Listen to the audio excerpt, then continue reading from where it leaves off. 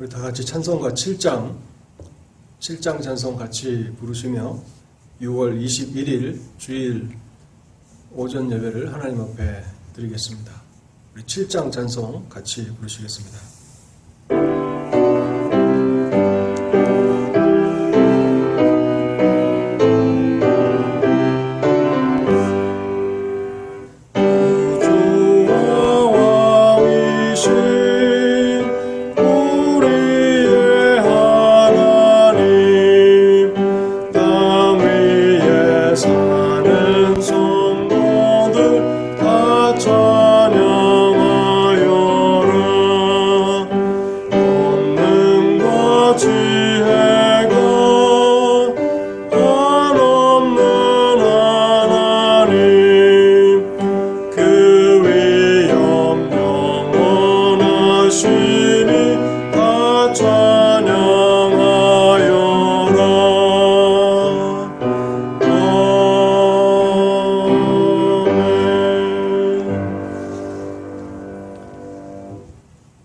기도하겠습니다. 사랑과 자비와 긍휼이 풍성하신 하나님 아버지, 오늘도 우리에게 거룩한 주일을 허락해 주시고 하나님 앞에 나와 하나님을 온전히 예배할 수 있도록 모든 환경과 여건을 허락해 주시니 감사합니다. 하나님, 오늘도 주께서 그리스도 안에서 저의 영혼 가운데 베푸신 구속의 은혜가 얼마나 놀랍고 얼마나 큰 것인지를 온전히 생각하면서 하나님 앞에 감사와 찬송의 마음으로 나아가 하나님을 경배하게 하여 주옵소서. 하나님, 저희들은 하나님의 은혜를 수없이 경험하면서도 쉽게 잊어버리고 그것을 인해서 잘 감사하지 못하고 또 하나님을 찬송하지 못하는 참으로 연약한 존재들인 것을 기억합니다. 하나님, 저희를 불쌍히 여기시고 오늘도 성령을 통해서 저희 속에서 역사하여 주실 때에 하나님의 사랑과 은혜가 얼마나 놀랍고 큰 것인지를 온전히 깨닫고 참 마음과 온전한 마음으로 하나님을 경배하며 예배할 수 있도록 저희들을 도와주시옵소서. 그래서 저희가 드리는 이 예배가 하나님께서 기쁘게 받으시는 온전한 예배가 되게 하여 주시고 또 우리가 하나님 앞에 나아갈 때에 우리의 자기의 의를 의지하며 나아가지 아니하며 오직 우리 구주 예수 그리스도의 온전하신 의로움을 힘입고 하나님 앞에 나아가는 그러한 예배가 되게 하실 때에 하나님께는 영광이요 또 저희들에게는 큰 기쁨의 그런 시간들이 되도록 이 예배를 축복하여 주옵소서. 하나님, 우리가 참으로 우리 인생 가운데 경험해 보지 못한 암울한 시간들을 지내고 있습니다. 국가와 사회 전반에 많은 어려움들이 있고 또 개인의 삶에 많은 고난과 또 궁핍함들이 있습니다. 하나님, 저희를 불쌍히 여겨 주시옵소서. 그래서 오늘도 하나님 앞에 경배하며 나아가는 하나님의 백성들의 영육간의 필요를 공급하여 주시고 또한 저희의 믿음을 붙잡아 주실 때에 늘 믿음으로 살아가는 하나님의 참된 백성들 되도록 축복하여 주옵소서. 오늘도 온라인을 통해서 하나님 앞에 경배하지만은 저희가 온 마음과 정성과 힘을 다하여서 하나님을 예배할 수 있도록 도와주시고 또 이 예배를 통해서 우리의 영혼의 필요를 하나님 공급하여 주시옵소서. 온라인 예배조차도 함께할 수 없는 또 많은 성도들이 있습니다. 하나님, 눈동자와 같이 사랑하는 성도들을 지키시며 보호하여 주시옵시고 저에게 허락하시는 동일한 은혜를 사랑하는 백성들에게 허락해 주시옵소서. 우리 예배의 시종을 주의 성령께 의탁하올 때에 우리 주 예수 그리스도의 이름으로 기도하옵나이다. 아멘. 우리 이 시간에 성시교독은 생략하고요. 사도신경을 통해서 우리의 신앙을 하나님 앞에 함께 고백하도록 하겠습니다. 전능하사 천지를 만드신 하나님 아버지를 내가 믿사오며 그 외아들 우리 주 예수 그리스도를 믿사오니 이는 성령으로 잉태하사 동정녀 마리아에게 나시고 본디오 빌라도에게 고난을 받으사 십자가에 못 박혀 죽으시고 장사한 지 사흘 만에 죽은 자 가운데서 다시 살아나시며 하늘에 오르사 전능하신 하나님 우편에 앉아 계시다가 저리로서 산자와 죽은 자를 심판하러 오시리라. 성령을 믿사오며 거룩한 공예와 성도가 서로 교통하는 것과 죄를 사하여 주시는 것과 몸이 다시 사는 것과 영원히 사는 것을 믿사옵나이다. 아멘. 우리 찬송가 190장 샘물과 같은 보혈은 우리 190장으로 하나님을 찬송하도록 하겠습니다.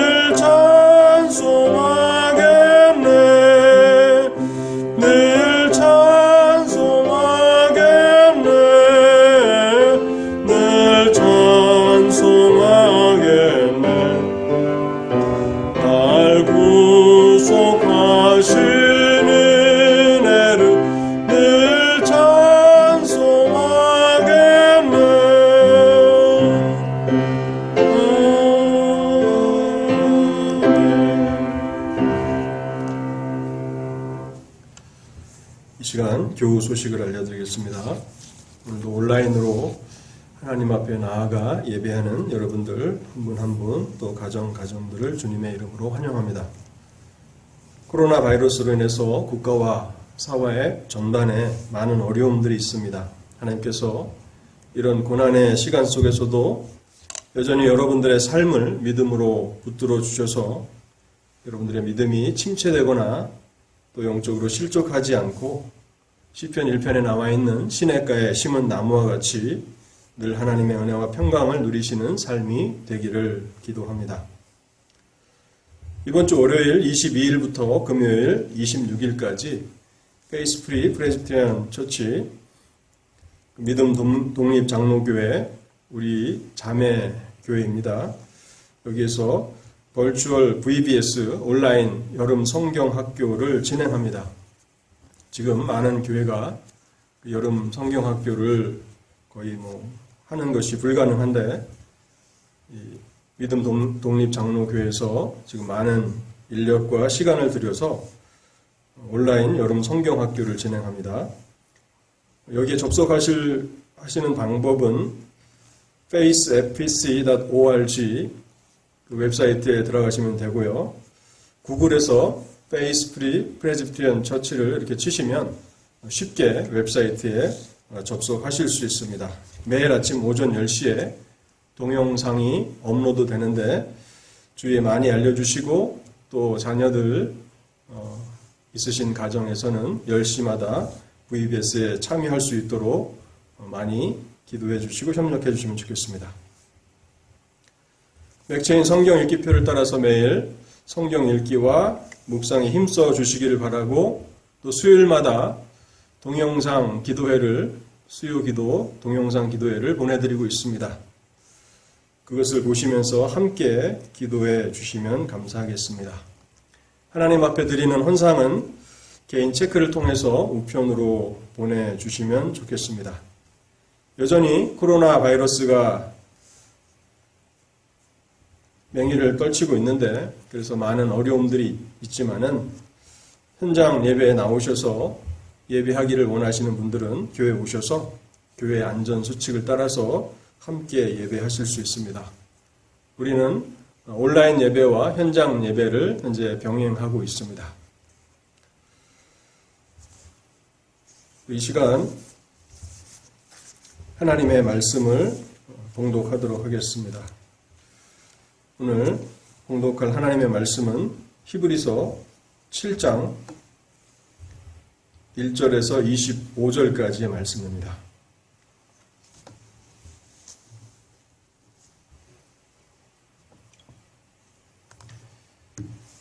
신약성경 히브리서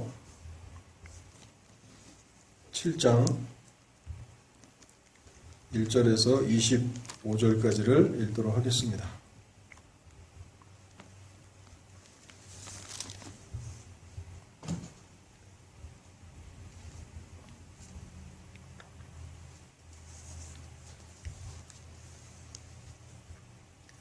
이 멜기세덱은 살렘 왕이요 지극히 높으신 하나님의 제사장이라. 여러 왕을 쳐서 죽이고 돌아오는 아브라함을 만나 복을 빈 자라. 아브라함이 모든 것의 10분의 1을 그에게 나누어 주니라. 그 이름을 해석하면 먼저는 의의 왕이요 그 다음은 살렘 왕이니 곧 평강의 왕이요 아버지도 없고 어머니도 없고 족보도 없고 시작한 날도 없고 생명의 끝도 없어 하나님의 아들과 닮아서 항상 제사장으로 있느니라.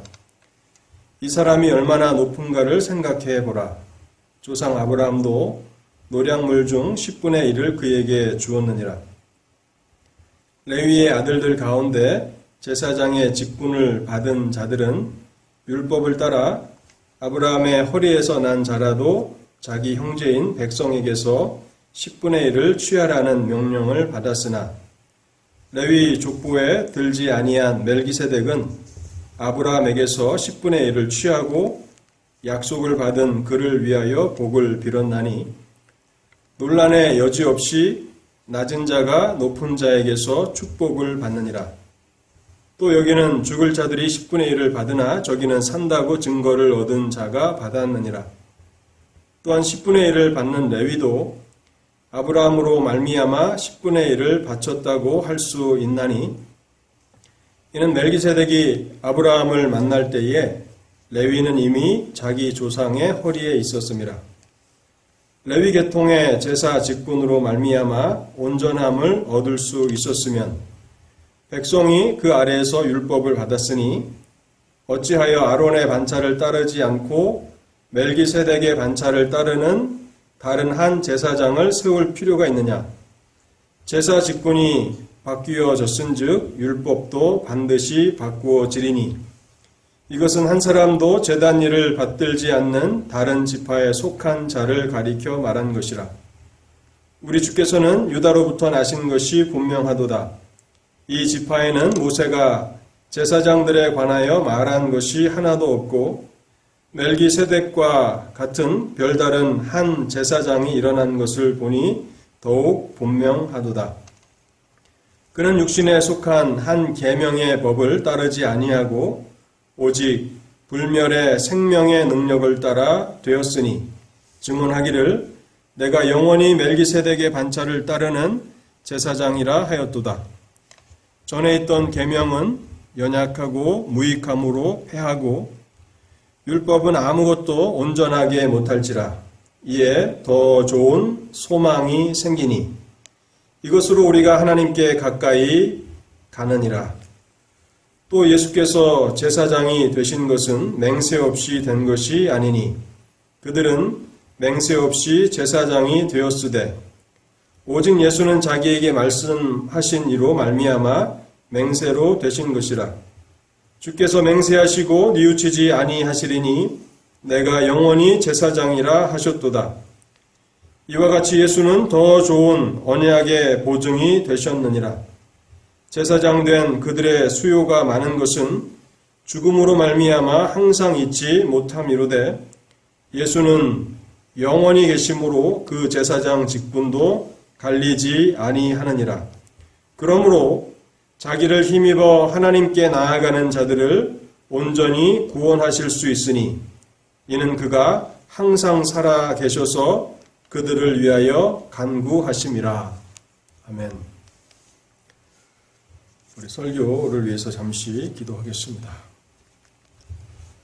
자비로우신 하나님 아버지, 오늘도 저희가 말씀 앞에 섰나이다. 저희는 말씀을 깨닫기에 참으로 둔하고 또 영적으로 어리석은 그러한 존재인 것을 고백합니다. 하나님의 성령께서 저희의 귀를 열어주시고 저희의 마음을 열어주시지 아니하시면 이 말씀을 통한 온전한 유익을 누리지 못할 것을 아오니 성령 하나님, 사랑하는 하나님의 백성들의 마음을 열어주시고 또 귀를 열어주실 때에 하나님의 진리를 온전히 깨닫게 하여 주옵소서. 또 심히 둔한 자가 말씀을 전하기 위해서 단에 섰나이다. 하나님 불쌍히 여겨 주옵소서.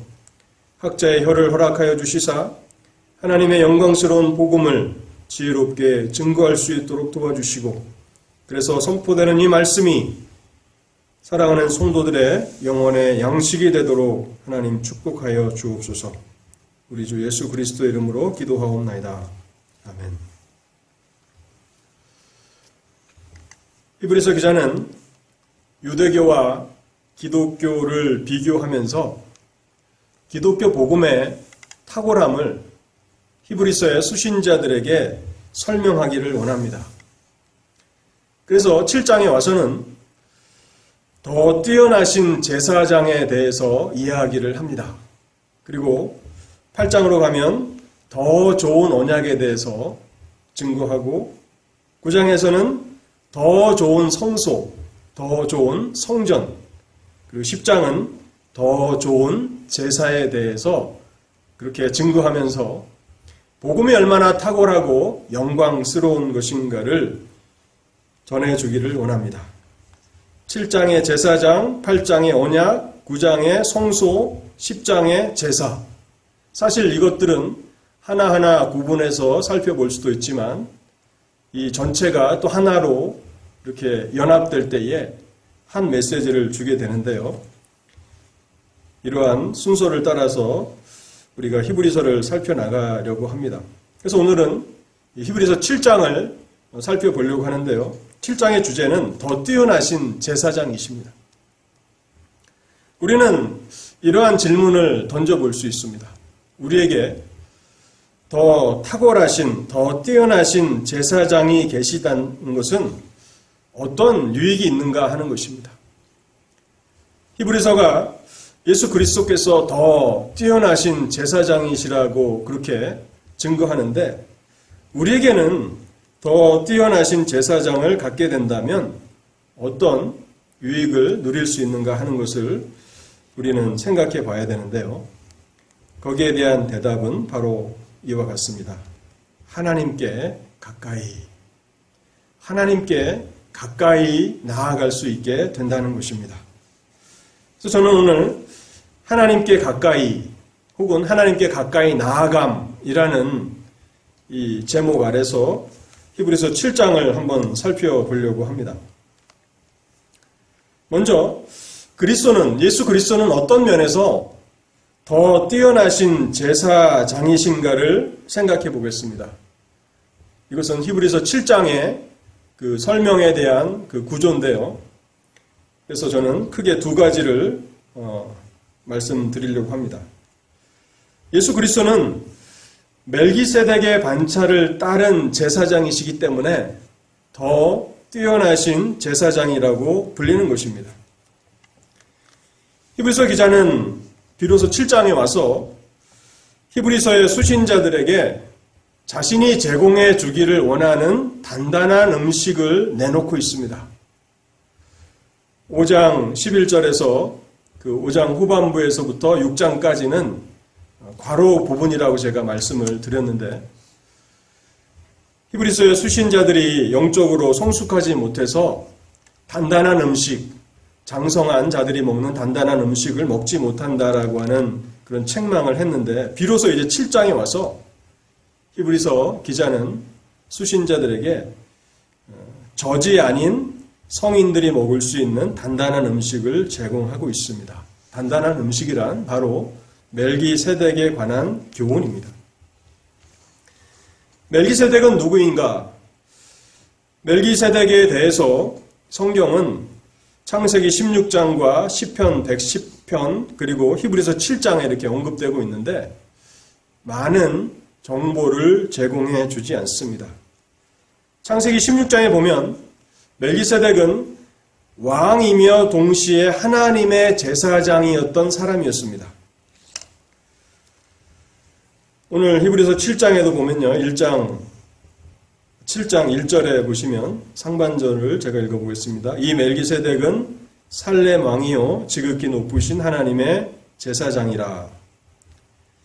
2절 하반절을 또 읽어보겠습니다. 그 이름을 해석하면 먼저는 의의 왕이요 그 다음은 살렘 왕이니 곧 평강의 왕이요. 그래서 우리가 먼저 주목해야 되는 것은 멜기세덱은 왕이면서 동시에 하나님의 제사장이었다는 사실입니다. 이것이 뭐 특별한 것인가라고 우리가 생각할 수 있는데 구약 시대에 하나님께서는 왕과 제사장의 직분을 분리하셨습니다. 멜기세덱 외에 그 어떠한 사람도 왕이면서 제사장의 직분을 동시에 취할 수 있는 특권을 허락받지 못했습니다. 우리가 역대하에 읽어보면 그 유다의 왕이었던 우시야 왕의 비극이 기록되어 있는 것을 알게 되는데요. 유다의 우시야 왕은 어느 정도의 왕으로서의 성공을 거둔 이후에 교만해졌고 그래서 제사장의 영역을 침범합니다. 그래서 제사장들만이 할 수 있는 그 분향을 하려고 성전에 들어갔다가 하나님의 진노로 인해서 문둥병자가 되고 말았죠. 왕이긴 하지만 그러나 그 직분이 제사장의 역할을 할 수 있는 것은 아닙니다. 하나님은 구약시대에 철저하게 왕과 제사장의 직분을 구분하셨는데 멜기세덱은 이 하나님의 그 구분에 있어서 특별한 예외라는 것입니다. 왕이면서 제사장이었다는 것이죠. 우리가 성경을 읽어 나가면서 성경이 지극히 적은 그 분량의 설명만을 주고 있는 그런 내용들에 지나치게 우리가 관심을 가질 필요는 없는데요. 사실 이 멜기세덱은 어떤 천사가 아닌가 이렇게 생각하는 많은 사람들도 있습니다. 그래서 성경을 기반으로 주장하기보다는 자신의 생각과 철학에 따라서 그렇게 멜기세덱이 누구다, 어떤 존재다라고 이렇게 얘기하는 사람들이 있는데요. 우리는 이 성경의 모든 인물들이나 사건들이 바로 예수 그리스도를 증거하기 위한 모형이라는 사실을 잊어버려서는 안 됩니다. 물론 3절에 보면 굉장히 우리가 해석하기 어려운 구절이 있습니다. 아버지도 없고 어머니도 없고 족보도 없고 시작한 날도 없고 생명의 끝도 없어. 이런 구절들이 있기는 하지만 멜기세덱은 그리스도의 모형이었고 그리스도의 그림자였다는 것입니다. 모형과 그림자의 사명은 원형이신 실체이신 그리스도를 미리 보여주는 그러한 역할을 하는 그러한 역할을 부여받은 인물이라는 것을 우리가 강조할 필요가 있고요. 그래서 우리의 초점은 성경이 멜기세덱을 통해서 그리스도를 어떻게 설명하는가, 여기에 초점을 맞춰야지 지극히 제한된 멜기세덱에 대한 그 정보를 가지고 그가 어떠한 존재인가라고 하는 지극히 큰 호기심을 가지고 성경을 읽어서는 안 된다는 것입니다. 멜기세덱은 장차 이 땅에 오실 하나님의 아들 예수 그리스도, 그분은 만왕의 왕이시면서 동시에 대제사장이 되실 것이라고 하는 그 진리를 증거하기 위해서 하나님이 사용하신 사람입니다.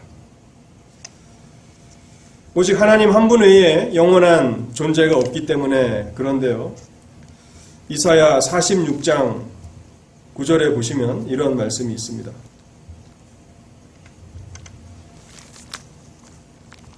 이사야 46장 9절을 제가 한번 읽어보겠습니다. 너희는 옛적 일을 기억하라. 나는 하나님이라. 나 외에 다른 이가 없느니라. 나는 하나님이라. 나 같은 이가 없느니라. 그래서 히브리서 7장 3절을 지나치게 확대 해석해서 멜기세덱을 신비한 인물로 그렇게 묘사하는 것은 잘못된 것입니다. 멜기세덱은 왕이시며 의의 왕이시며 또 제사장이신 그리스도를 설명하는 그런 인물인데요.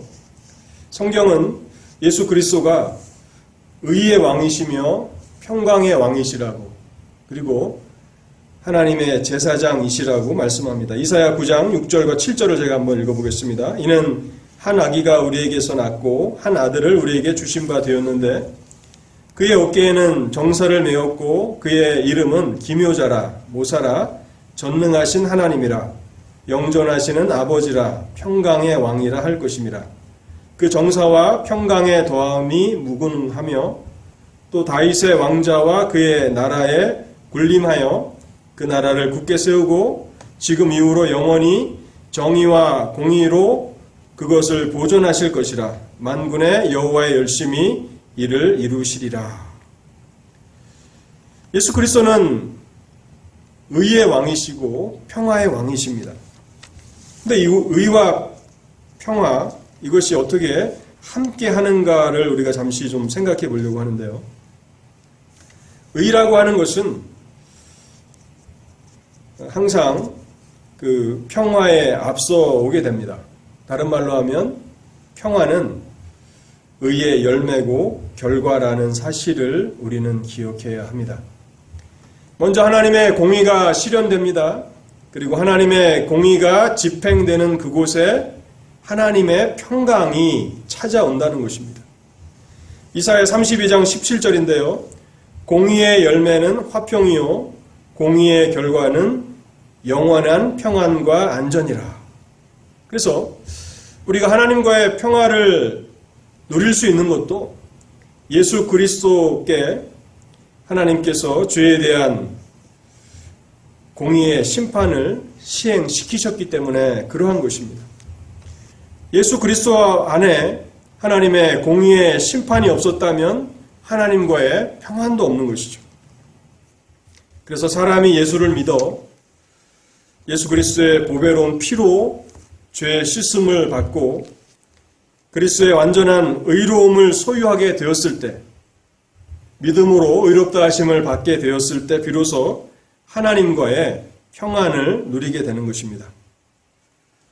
로마서 5장 1절은 이렇게 이 진리를 설명합니다. 그러므로 우리가 믿음으로 의롭다 하심을 받았으니 우리 주 예수 그리스도로 말미암아 하나님과 화평을 누리자. 하나님의 공의가 시행되면 그 다음 찾아오는 것은 평안이라는 것입니다. 바로 예수 그리스도는 의의 왕이시며 평강의 왕이신 것입니다. 두 번째로 이 멜기세덱은 어떠한 인물인가? 그는 아브라함에게서 11조를 받았고 약속을 받은 아브라함을 축복한 사람입니다. 창세기 16장에 보면 전쟁에서 승리하고 돌아왔던 아브라함은 하나님께 대한 감사와 존경의 표시로 11조를 멜기세덱에게 드리게 됩니다. 이 11조라고 하는 이 부분이 히브리서 7장에 여러 차례 언급되고 있는데요. 이 11조는 율법이 주어지기 훨씬 전 아브라함 때부터 있었던 제도라는 사실을 알게 됩니다. 어떤 사람들은 11조가 율법과 함께 주어졌고 그래서 그리스도께서 율법을 완성하신 이후에는 이제 신약의 교회에는 더 이상 효력이 없는 제도라고 그렇게 생각을 하시는 분들이 있는데 사실은 그렇지 않습니다. 하나님 앞에 10분의 1을 구분하여 드리는 11조와 또 안식일 그 규례, 이 안식일이 그리스도 안에서 주일로 대체되었죠. 그래서 주일을 구분하는 것, 또 11조를 드리는 것은 율법과 상관없이 율법이 주어지기 약 430년 이전부터 있었던 제도들이라는 것이죠. 그래서 그리스도께서 이 땅에 오셔서 율법을 완성하셨어도 율법 이전부터 있었던 아브라함 때부터 있었던 주일을 거룩하게 지키는 것과 이 11조는 여전히 존재하는 그런 규례라는 사실을 우리는 기억해야 합니다. 멜기세덱은 하나님의 약속을 받은 아브라함에게 11조를 받았습니다. 그리고 아브라함을 축복했는데 이것은 유대인들에게는 매우 놀라운 사실이 아닐 수 없습니다. 유대인들이 가장 존경하는 인물은 아브라함인데 아브라함보다도 더 큰 권세를 받은 멜기세덱이라는 존재가 있었다는 사실입니다. 여기에 더해서 아브라함이 멜기세덱에게 그 11조를 드릴 때 레위는 아직 출생하지 않은 상태입니다.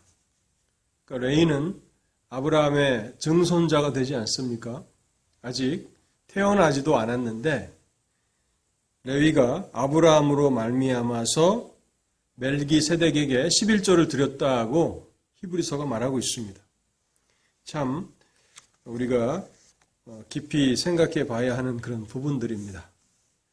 그때 레위는 어디 있었는가? 아브라함의 허리에 있었다. 아브라함의 씨에 있었다고 성경이 말씀합니다. 우리는 이 부분을 통해서 사람의 그 원죄가, 아담의 원죄가 어떻게 그 후손들에게 전가되는가 하는 하나의 원리를 이렇게 알게 됩니다. 그것은 아담이 범죄할 때에 그의 자손들이 아담의 허리에 있었다, 아담의 씨에 있었다, 그렇게 이해할 수 있을 것입니다. 그러면서 히브리서 7장은 이렇게 권면합니다. 이 사람의 어떻게 높은 것을 생각하라. 3장 1절에 이어서 생각하라는 권면이 다시 등장하고 있습니다. 이 사람의 어떻게 높은 것을 생각하라. 그래서 복음 진리를 들은 하나님의 백성들은 하나님의 말씀을 깊이 생각해야 합니다. 연구와 또 묵상과 기도를 통해서 그 진리를 깊이 생각하지 못한다면 진리를 통해서 온전한 유익을 얻지 못하고 또 그 삶에는 복음의 열매가 맺힐 것을 기대할 수 없는 것입니다. 본문을 통해서 크게 두 번째로 예수 그리스도는 어떠한 측면에서 더 뛰어나신 대제사장이 되시는가를 생각해 보겠습니다. 첫 번째 우리가 생각해 보았던 것은 예수 그리스도는 멜기세덱의 반차를 따르는 대제사장이시다라고 하는 사실이었고요. 이제 두 번째는요. 예수 그리스도는 레위 계통의 제사장들보다 뛰어나신 그리스도시라는 사실입니다. 본문에는 레위 자손 제사장들의 한계에 대해서, 약점에 대해서 네 가지를 말씀하고 있는데요. 첫 번째는 16절 말씀입니다. 16절 한번 읽어보겠습니다. 그는 육신에 속한 한 계명의 법을 따르지 아니하고 오직 불멸의 생명의 능력을 따라 되었으니. 레위 자손 제사장들은 능력의 유무가 아니라 가문을 따라서 대제사장의 직분이 유전됩니다. 그래서 처음 대제사장으로 세움을 입었던 아론이 죽게 되었을 때 아론의 아들들 가운데 나답과 아비후는 다른 불로 하나님 앞에 제사하다가 먼저 죽임을 당했기 때문에 살아있는 아들 가운데 장자였던 엘르아살이 대제사장이 되었고 또 그가 죽었을 때 그의 아들 비느하스가 대제사장이 되었습니다. 이렇게 그리스도께서 이 땅에 오시기까지 약 83명의 대제사장이 세워졌을 것이라고 학자들은 추산합니다. 그런데 그리스도는 이 혈통을 따라서 직분이 유전되는 그런 대제사장이 아니시라 그분의 능력으로 대제사장이 되셨음을 말씀합니다. 오직 불멸의 생명의 능력을 따라 되셨으니 이런 측면에서 그리스도는 능력으로 대제사장이 되셔서 레위 자손보다 뛰어나시다는 것입니다. 두 번째, 레위 자손 제사장들의 약점은 23절에 기록되어 있는데요. 23절을 읽어보겠습니다. 제사장 된 그들의 수요가 많은 것은 죽음으로 말미암아 항상 잊지 못함이로되. 대제사장도 죽음을 피해갈 수 없습니다. 그리고 대제사장이 죽게 되면 그의 직무가 일시적으로 중단됩니다. 또 다른 대제사장을 세울 때까지 대제사장의 직무에 공백이 생기는 것이죠. 그러나 예수 그리스도는 영원히 계시는 대제사장이시기 때문에 그분의 대제사장의 직분은 중단되지 않는다는 것입니다. 구약에 보면 성막에 번제단의 그 불이 꺼지지 않고 항상 타오르게 하라는 명령을 주시고 계시는데요. 바로 이 진리와 연관해서 생각해 볼 수 있습니다. 예수 그리스도는 항상 죄인들의 죄 용서함을 위해서 준비하고 계시는, 그래서 그 대제사장의 직무에 어떠한 공백도 없다는 것을 알게 됩니다. 요한일서 1장 9절을 제가 한번 읽어보겠습니다. 만일 우리가 우리 죄를 자백하면 그는 미쁘시고 의로우사 우리 죄를 사하시며 우리를 모든 불의에서 깨끗하게 하실 것이요.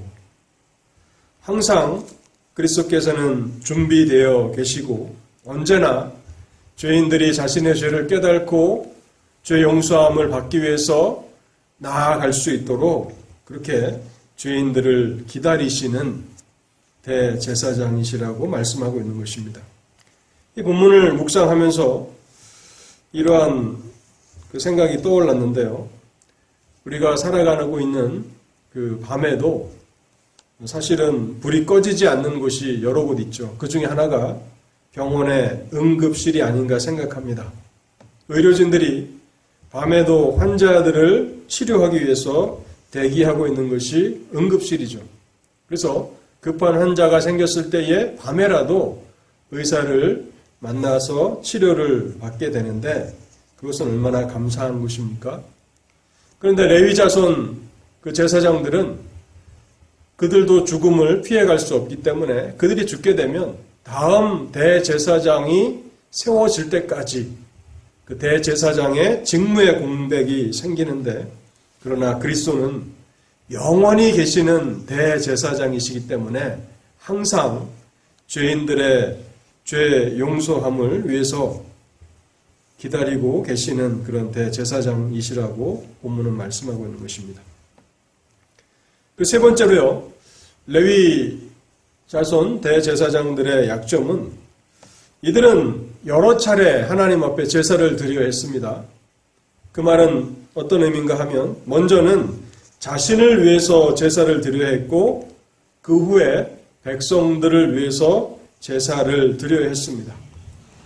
왜냐하면 대제사장조차도 죄인이기 때문에 자신을 위해서 먼저 제사를 드리고 그리고 이후에 백성들을 위해서 제사를 드리는 여러 차례 제사를 드리는 그러한 제사가 필요했고 또 그것은 날마다 반복적으로 계속되어야 하는 그러한 제사였다는 사실입니다.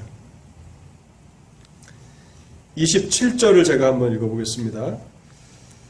그는 저 대제사장들이 먼저 자기 죄를 위하고 다음에 백성의 죄를 위하여 날마다 제사 드리는 것과 같이 할 필요가 없으니 이는 그가 단번에 자기를 드려 이루셨습니다. 그리스도는 여러 차례 제사를 드리실 필요가 없습니다. 단번에 그리고 그 효력은 영원토록 지속되는 그러한 제사를 드리시는 제사장이십니다. 히브리서 9장 28절에서도 이렇게 말하고 있습니다. 이와 같이 그리스도도 많은 사람의 죄를 담당하시려고 단번에 드리신 바 되셨고 레위 계통의 제사장들은 여러 차례 그리고 매일 반복적인 제사를 드려야 하는 제사장들이었다면 그리스도는 한 번에 단번에 드리신 그 제사가 영원히 효력이 있는 그러한 제사를 드리시는 대제사장이시라는 사실입니다. 이제 마지막 네 번째인데요. 레위 자손 제사장들은 제사를 통해서 온전함을 이룰 수 없었습니다. 11절과 19절인데요. 히브리서 7장 11절과 19절을 제가 한번 읽겠습니다. 레위 계통의 제사 직분으로 말미암아 온전함을 얻을 수 있었으면 백성이 그 아래에서 율법을 받았으니 어찌하여 아론의 반차를 따르지 않고 멜기세덱의 반차를 따르는 다른 한 제사장을 세울 필요가 있느냐. 율법은 아무것도 온전하게 못할지라 이에 더 좋은 소망이 생기니 이것으로 우리가 하나님께 가까이 가느니라. 레위자손 대제사장들의 가장 치명적인 약점은 이들은 온전함을 이룰 수 없었다는 사실에 있습니다. 하나님의 백성들이 하나님과 교제하는 데 있어서 그리고 하나님께서 주시는 현재와 미래의 축복을 온전히 누리기 위해서는 온전케 하는 제사가 필요합니다. 제사장이 필요합니다. 그런데 레위 계통의 제사장들은 온전케 할 수 없다고 히브리서가 밝히고 있습니다. 아마 레위 계통의 제사 직분이 가장 최고의 영광에 이르렀다라고 할 수 있는 그 시기는 아마도 다윗과 솔로몬 시대일 것입니다. 그런데 다윗조차도 레위 자손의 그 제사 직분이 온전함을 얻을 수 없었음을 고백합니다. 시편 110편은 다윗이 쓴 다윗의 시편인데요. 시편 110편 4절에 다윗이 이렇게 말합니다. 여호와는 맹세하고 변하지 아니하시리라. 이르시기를 너는 멜기세덱의 서열을 따라 영원한 제사장이라 하셨도다. 다윗은 시편 110편에서 레위 자손의 대제사장이 아니라 멜기세덱의 반차를 따르는 대제사장이 오실 것을 예언하고 있는 것입니다. 다윗도 멜기세덱의 반차를 쫓는 별다른 한 제사장이 있어야 한다고 고백하고 있는 것이죠. 그렇다면 히브리서 7장에서 밝히고 있는 레위 계통의 제사장들이 온전함을 이룰 수 없었다라고 하는 이 사실은 구체적으로 어떤 내용인지를 생각해 보겠습니다. 여기 온전함이라고 하는 것은 영어로는 perfection이라고 하는데 완전함이라고도 이렇게 우리가 번역해 볼 수 있을 것입니다. 온전함 혹은 완전함. 이것은 두 가지로 생각해 볼 수 있는데요. 첫 번째는 하나님을 예배하는 하나님의 백성들의 마음과 양심에 완전함, 온전함을 줄 수 없었다는 것이고요. 두 번째는 하나님께 드리는 예배에 있어서 완전함, 온전함을 이룰 수 없었다는 것입니다. 먼저 하나님의 백성들의 마음과 양심에 있어서의 그 완전함을 생각해 보겠습니다. 예배자들에게 필요한 것이 무엇입니까?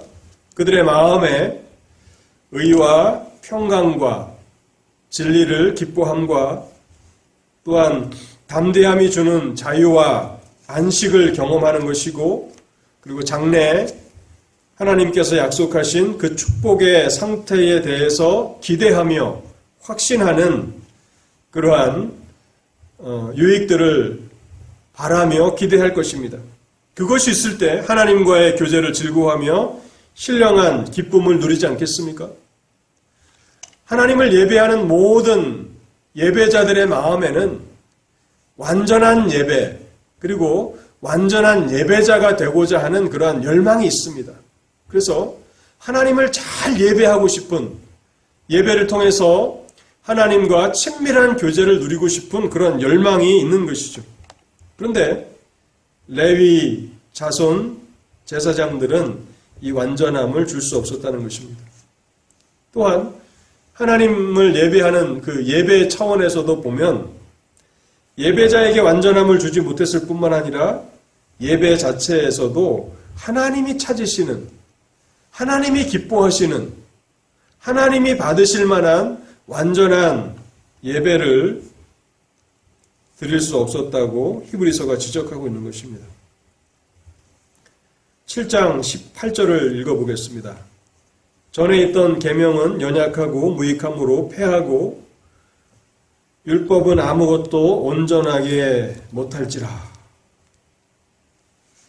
이스라엘 백성들의 어두운 영적인 상태를 개선하는 데 있어서 레위 계통의 제사장들은 완전함을 이룰 수 없었습니다.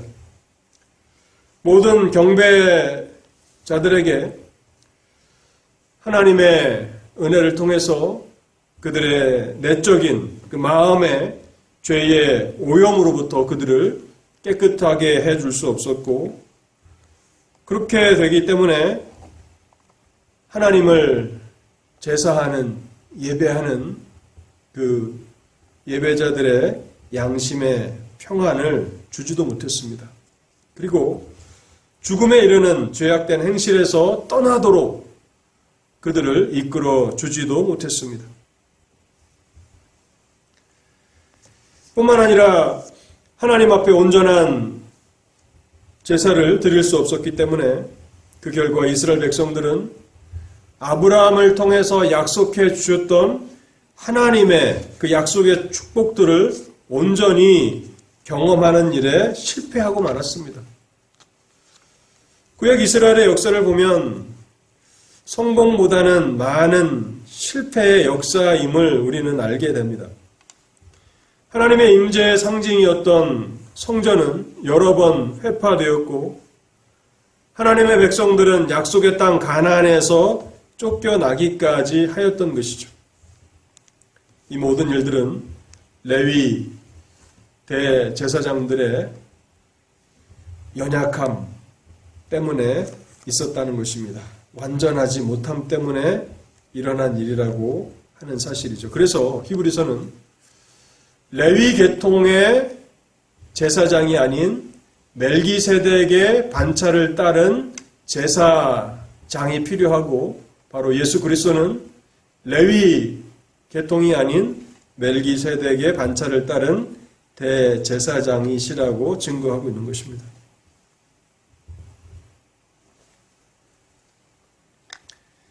이제 말씀을 맺도록 하겠습니다.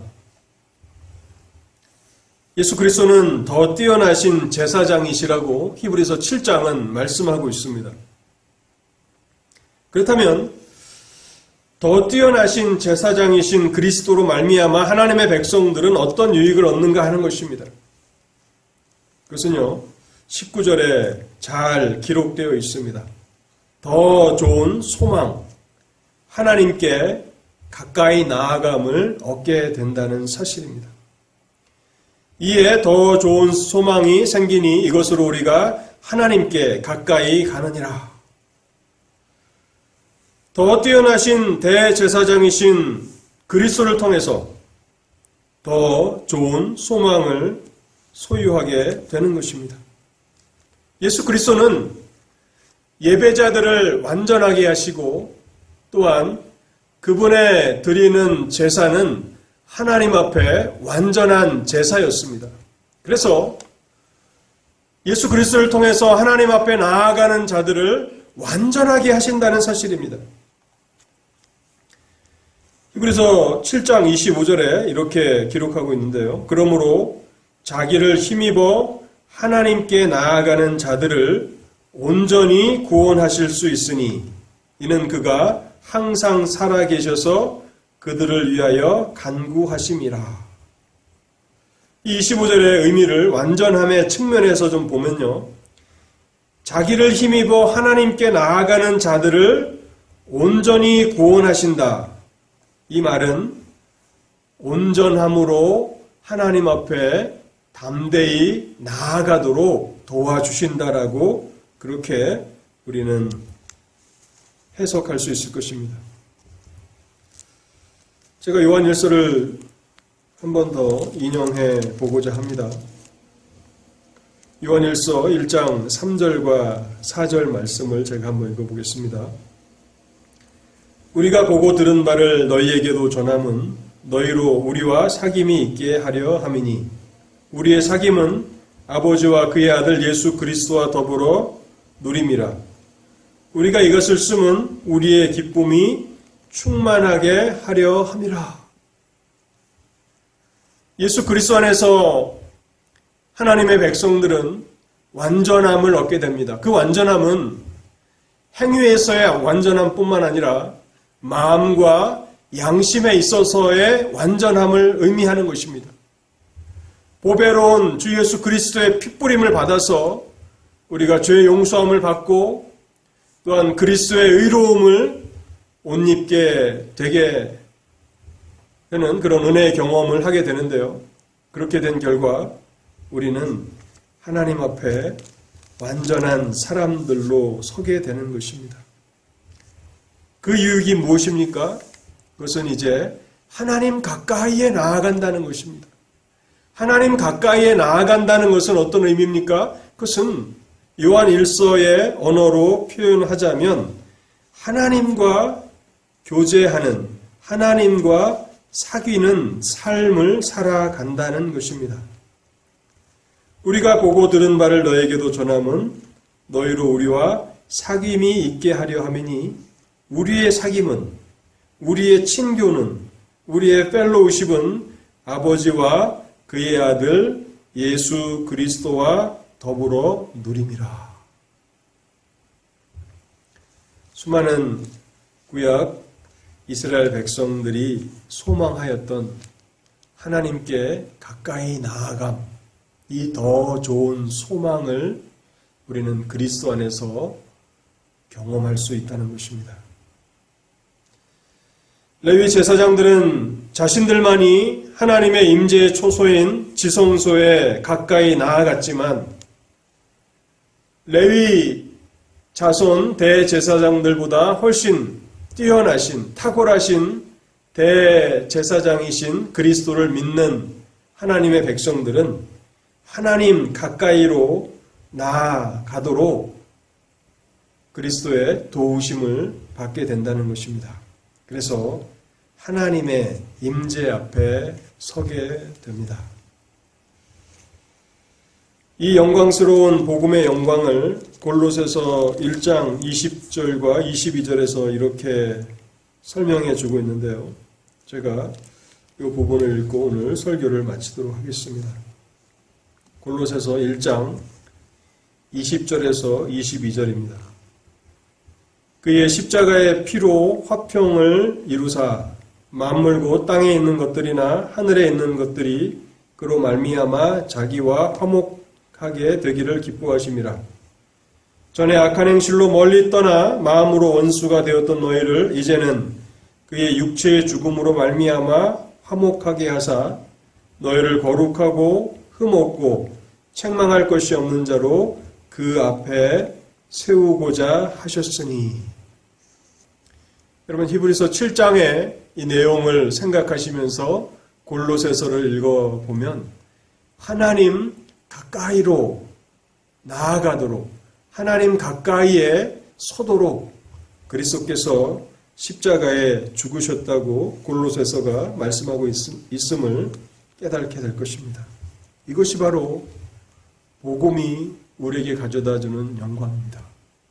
이것이 대제사장이신 예수 그리스도, 아론의 반차를 따르지 않고 멜기세덱의 반차를 따르시는 대제사장을 가진 그리스도 안에 성도들이 누리는 영광이며 축복인데, 하나님께서 예수 그리스도 안에서 여러분들을 온전케 하시기를 바랍니다.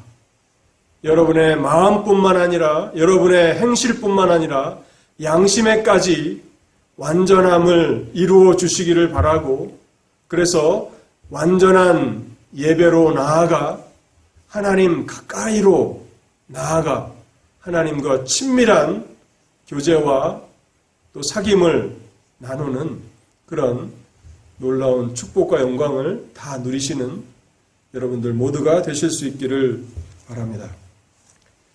우리 같이 기도하겠습니다. 자비로우신 하나님 감사합니다. 오늘도 우리에게 허락하신 우리 주 예수 그리스도, 그분이 얼마나 뛰어나신 대제사장이신가를 생각해 보았습니다. 하나님, 우리가 이 진리의 말씀을 깊이 상고하도록 도와주시옵소서. 이것은 단순히 깨닫고 이론적으로 아는 것으로 끝나는 문제가 아니라 우리에게 이와 같은 대제사장을 허락해 주신 하나님의 은혜를 우리가 삶 가운데서 어떻게 경험하며, 또한 예수 그리스도를 우리의 대제사장으로 삼으며 살아가는 이 신앙생활에 놀라운 축복이 무엇인가, 그 유익이 무엇인가, 하나님 우리가 반드시 경험하며 이 땅에서 그것을 맛보며 살아가야 하겠사오니, 하나님 오늘도 이 말씀을 통해서 저희 가운데 역사하여 주실 때에 하나님 가까이로 나아가는 저희의 삶이 되게 하여 주시옵소서. 그 어떤 시련도 어떠한 고난도 우리를 하나님께로부터 멀어지게 하는 것이 되지 아니하게 하옵시고, 날마다 믿음으로 우리가 삶을 살아가게 될 때에 점점 더 하나님 가까이로 그렇게 나아가 하나님과의 사귐과 하나님과의 친밀한 교제를 누리는 복된 성도의 삶이 우리의 삶이 되도록 하나님 오늘도 이 말씀을 통해서 일하여 주시옵소서. 이 모든 말씀 우리 주 예수 그리스도의 이름으로 기도하옵나이다. 아멘.